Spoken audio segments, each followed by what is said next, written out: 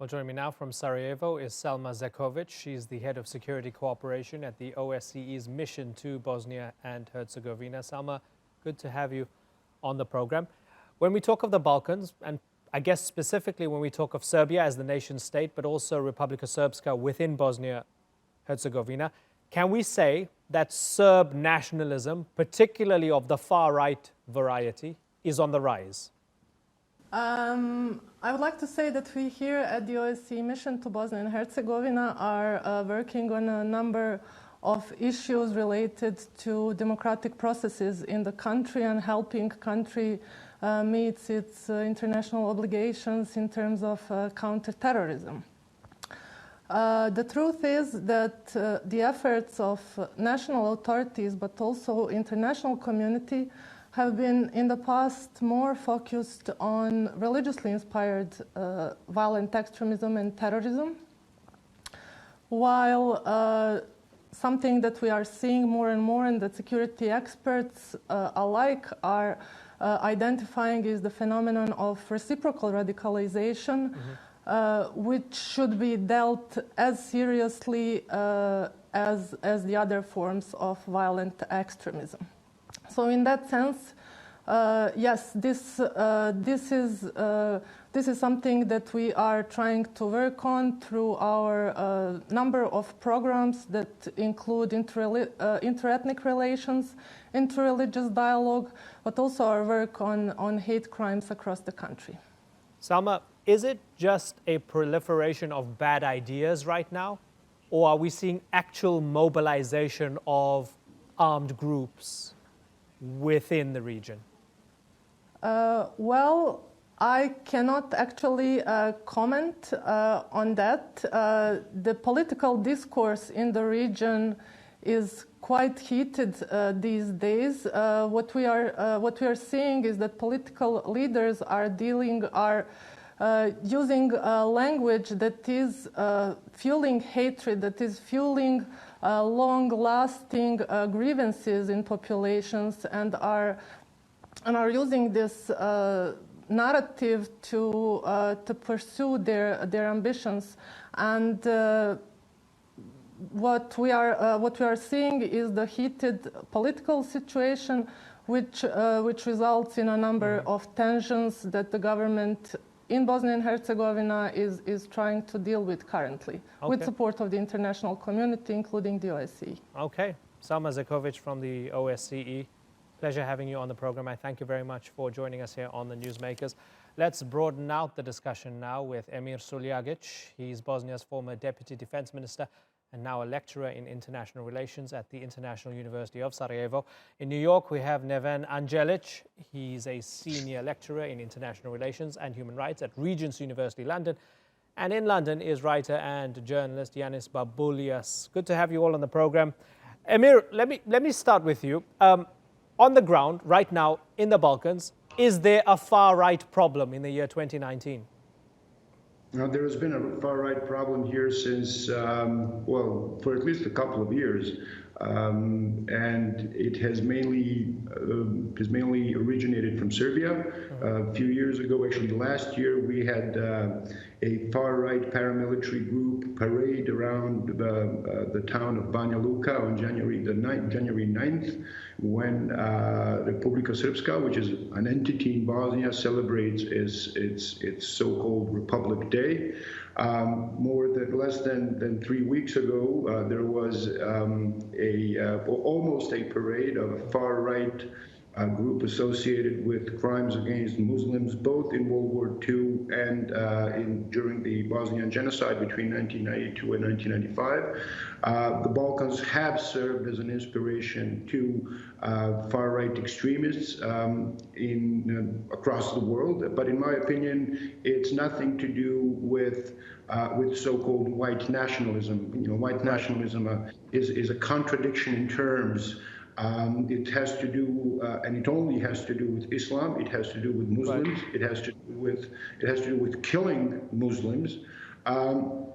And unfortunately, it has not been dealt with. I was quite shocked to hear from Ms. Zekovic the allegation regarding, and I'm quoting, counter-radicalization. It's unbelievable that somebody representing an international organization here would talk about counter-mobilization as if it wasn't Muslims who were actually being targeted by a genocidal campaign between 1992 and 1995. So, yeah, you know what we're going to do? Emir, I'll tell you what we'll do. We're going to invite Selma back on the program, and you two can discuss this, because I found that fascinating as well, right?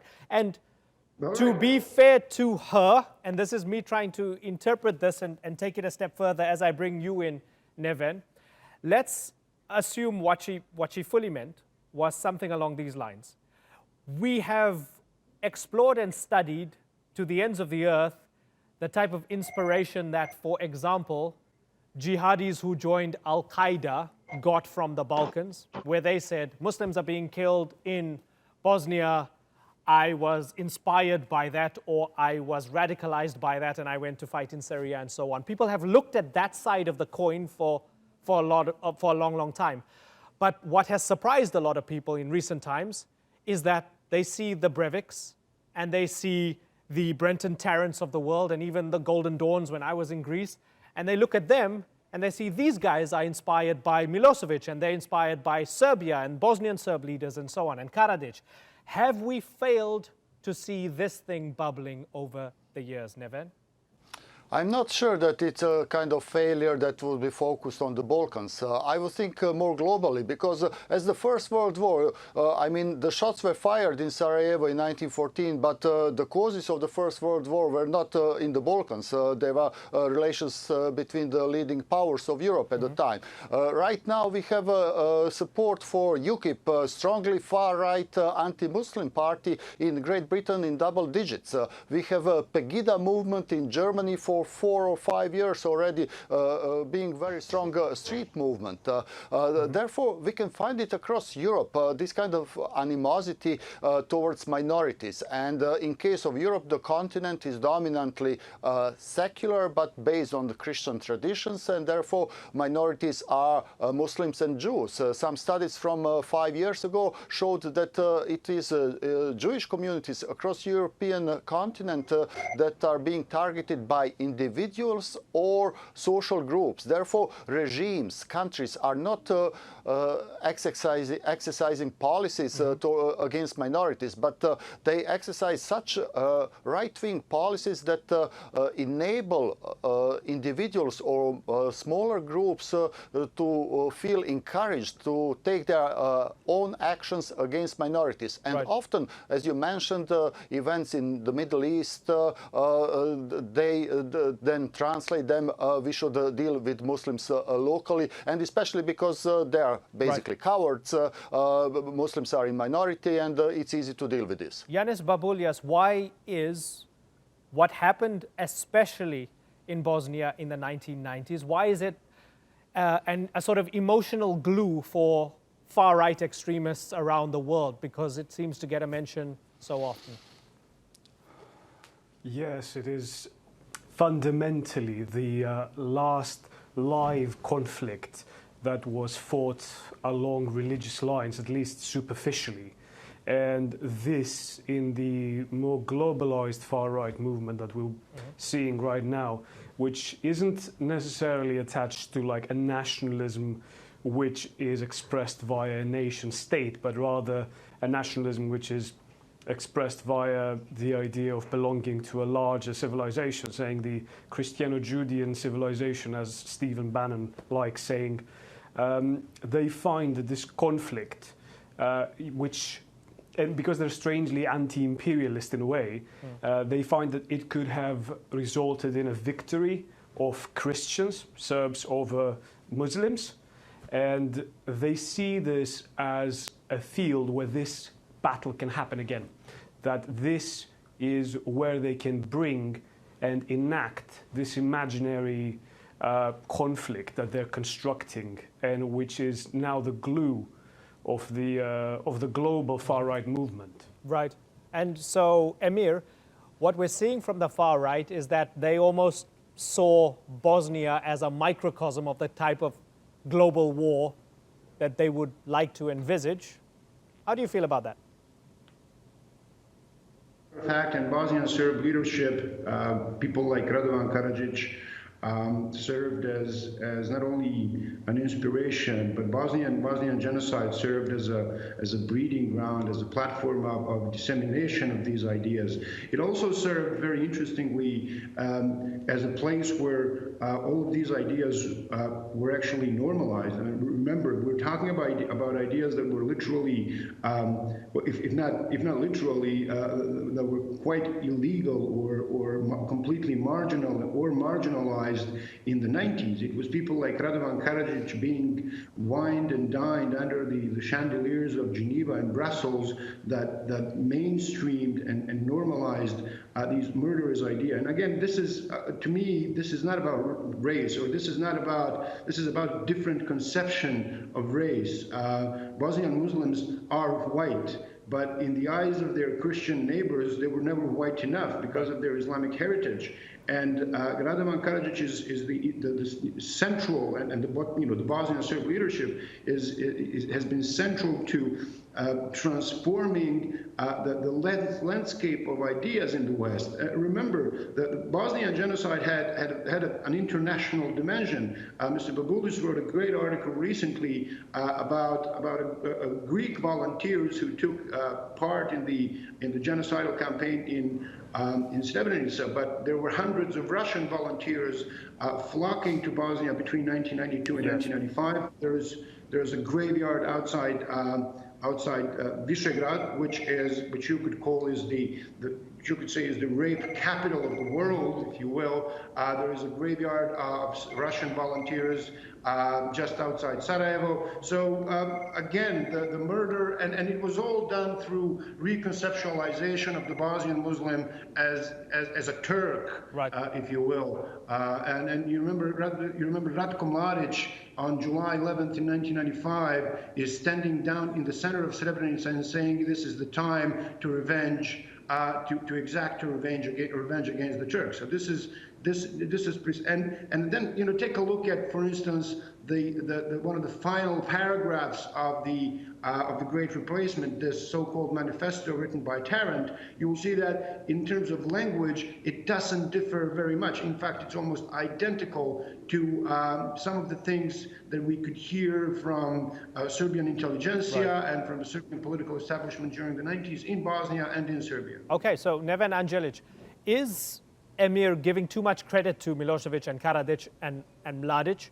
Or is he right that they set the tone for the normalization of this, which then spread from the Balkans and had echoes elsewhere? And if you have young people being radicalized elsewhere, it's easy for them to pick up on it. I think they did something 25 years ago, and now we have complete new generation that is a generation of grown-up people who know nothing else but this kind of society, these kind of regimes that have been set up by them. And this is really the problem that then pushes them or pulls them over towards extremely radicalized groups. It is also the thing that if we look at religiousness, Pew Research Center had publication sometimes in November last year when they put European countries topping with Romania in terms of religiousness, but the rest of the Balkan countries are coming close in the top 10. So we see the importance of religion, and then misinterpretation of religious values is something that is taking place across the countries of former Yugoslavia. I wouldn't go into Albania because there we have United Nations across 3 religious groups of believers. But Greece significantly is very high ranked on the 4th place altogether. So this is one of the issues. The second issue is a crisis of liberal values. And this is something that we can see across the countries, post-communist countries, post-Yugoslav countries. And we see the dominant political views in power are on the right, firm right, or even far right. We can see it in Serbia, but we can also see it in European Union member state in Croatia. And the opposition is disunited, liberal opposition, and they are playing a kind of politics that Putin is playing. In the West, they are not satisfied with him, but the alternative to Putin is a communist party, extreme nationalist party, and very weak liberal opposition. This is what we have the case in Serbia. This is what we have the case across in most of the countries of the region, and this is the real problem. So, Yiannis, I guess there's no easy way for me to ask this question except maybe to ask it in the most absurd way. Do facts matter when it comes to this, radicalization? Because you look at these manifestos and it's a medley of all sorts of things, Not right? at all. It's Serbia, and it's Skanderbeg in Albania, and it's the Crusades, and it's a whole bunch of things thrown in and stirred. Do facts actually And matter? it's the Can you Greek convince people Revolution otherwise? of 1821. No, this is the issue. We have been trying to fight these narratives for very long by employing fact-checking, by employing counter-narratives and trying to sort of break them down, show them for the nonsense that they are. But unfortunately, that's not how they work. They appeal, they're a sense of, they're stimuli, they're a series of stimuli to the imagination, to the creation of a narrative that makes sense to an individual, which is usually very unstable, to be honest. And the formation of a coherent narrative comes much later. This is true of most movements in history, but now, because of the internet, we are watching it as it happens, we are watching it as it spreads across the world. And in this sense, whatever we do that isn't directly disrupting those networks, it's not going to be very effective. We have the same problem with radical Islam. These networks do not just, they're not based on fact, they're based on sentiment, and you can't fight sentiment in the same way. Specifically in what we were talking about before with white supremacy and if it's racial, this is the thing, it's not racial. When they say Turk, they don't mean Turkish people, they don't even mean brown-skinned Muslim people. They talk about anyone who isn't, as someone said before, who isn't of the same heritage. And in fact, in the attack in New Zealand, as has been mentioned, the word Turkopharos, which was on the gun of the attacker, that word does not mean only Turks, because the people who got that name also killed the Jewish population in Greece during the revolution. Right. It was a very common thing that when a town was sacked, that both Muslims, and those were Greek, by the way, they weren't even Turkish, so it's literally along cultural lines. Okay, well, it's true, facts don't matter, and that makes it extremely ominous for all of us. Gentlemen, it's been fascinating talking to all of you. I have to move on. Neven Andjelic, Emir Suljagic, and Yiannis Baboulias, and earlier Selma Zekovic. Pleasure having you on the Newsmakers. Thanks again.